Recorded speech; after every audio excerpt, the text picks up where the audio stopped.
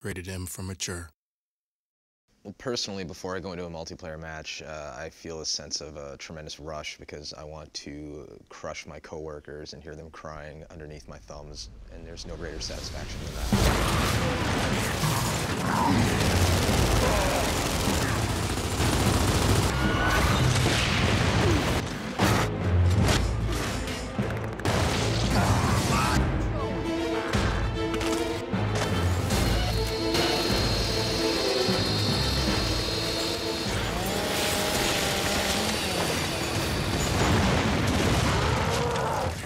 Go take Gears 1 multiplayer as a base and then improve on it, we had to look at a number of different things, and one of them was just sort of things like basic mobility. In Gears 1, when you went down but not out, you couldn't crawl, you couldn't get to safety, so if you stuck out and got shot, you were left out.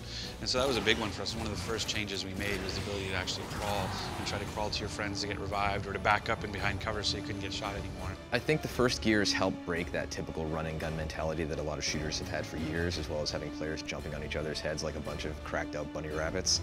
One of the big design goals for the changes that we did for Gears 2, particularly with multiplayer, was to realign how people were playing online to how we originally intended Gears 1 to be played. Gears 1, when we released the game out to the world, it took a life of its own, obviously. And one of the things we found was that people like to do this evade shotgun technique of being able to go towards somebody really fast and roll towards them and then pop up and shoot them with a shotgun, which was really effective, but too effective, in fact. And so what we've introduced is this idea of stopping power, which is that as you're being shot with bullets, it actually slows you down. It's kind of like as if you were running against a fire hose. I think if you're ever playing a versus multiplayer game, a good aspect of that experience is psychological warfare. Usually my trash talk is just repeating my favorite lines from the game itself, whether it's Hoffman going, "Eat boot!" or, Dom saying, "Sup, bitches!" I like to talk trash to random people. When I drive by people in my car, I call them douche nozzles. Cliff has this whole douche nozzle thing, which I don't even understand to begin with. My license plate says D-nozzle. No, it doesn't. I'm playing a match, if, for example, in Wingman, and then jumping over to Guardian, and then playing 5-player co-op in Horde, or going back to the campaign. I really don't think people are ever going to get bored with the sheer amount of variety we have this time around. Well, whenever we make multiplayer game types for Gears, we always say, what is our own unique twist on this formula? And the whole submission/meat flag twist of taking a person hostage and bringing them to a predefined location is kind of our take on the capture the flag formula. But it was this idea of having a living flag that had a shotgun shooting both sides. So you had to run out, and first you had to down him, then you had to pick him up, and then you had to drag him back to your base or to a particular objective. Horde is a 5-player cooperative mode for Gears in which players deal with wave after wave of increasingly difficult Locust. It starts off kind of simple with some basic Locust, and before you know it, you see the biggest, nastiest bastards coming in and bearing down on you. And it's a lot of fun to team up and try and get the highest score possible, put that on a leaderboard in Xbox Live and just play co-op with your buddies till the wee hours. Horde, in theory, has an ending. I'm not seeing it. As a designer, I found never underestimate the talent of the gamers out there who will be playing your game. Gamers out there are going to hit the highest wave on Insane at some point, and I want to see videos on the internet showing this off as soon as it happens. I'd have to say Guardian now is my favorite game mode. Guardian was it's a reimagining of assassination, this idea of having a leader and guards for him.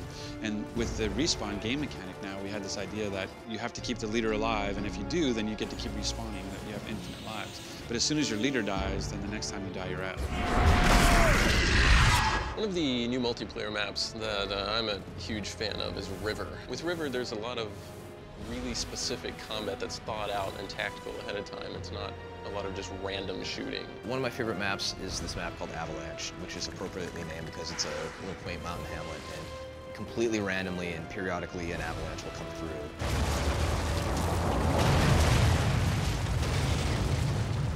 And anybody who's in the path of the snow will get wiped out. But the beauty of this is that suddenly other areas of the level are available to walk to, whereas they weren't before. Other guns can be accessed now. And you have a battlefield that actually shifts dynamically depending on an X factor of the avalanche coming in. This time around, Gears 2 multiplayer achievements are easier to get.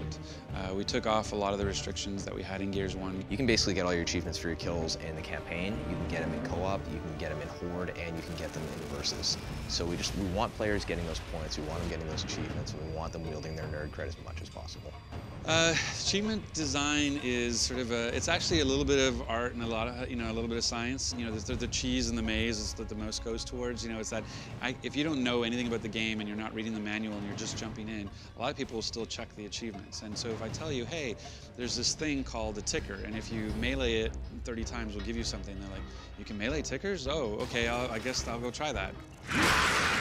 It seems like with every product, whenever Rod names the achievements, it's a competition to see what the goofiest, most punniest names are that we come up with. I kind of go through and come up with weird random names, generally, 80s movie references because I'm old, and as much double entendre as I can get away with Microsoft. I'm a big fan of Dirty, Dirty Horde, as well as Crossed Swords, which is an achievement for numerous chainsaw duels, which is clearly an allusion to ancient warriors battling with their large iron swords.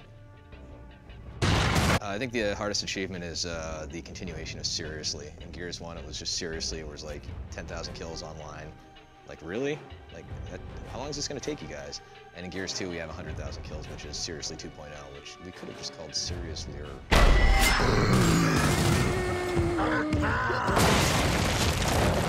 I can smell him from here. Oh, yeah.